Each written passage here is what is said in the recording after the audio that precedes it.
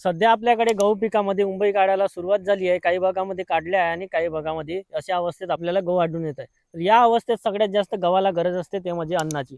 अन्न म्हणजे आपल्याला जे मायक्रोन्यूट्रिएंट आपण त्याला द्यायचं असते, त्या मायक्रोन्यूट्रिएंटची खूप गरज असते त्यांना. पण अशा अवस्थेत शेतकरी काय करतात, एक फवारणी घेतात आणि त्या फवारणीत त्याला अन्नद्रव्य न देता टॉनिकचा फवारणी करतात. टॉनिकच्या फवाऱ्यामुळे काय होते, आपल्या गहू पिकामध्ये पालव्याचं प्रमाण जास्त वाढते आणि उंबई त्याप्रमाणे येत नाही किंवा त्यामध्ये मुंबईमध्ये दाणा त्याप्रमाणे भरत नाही.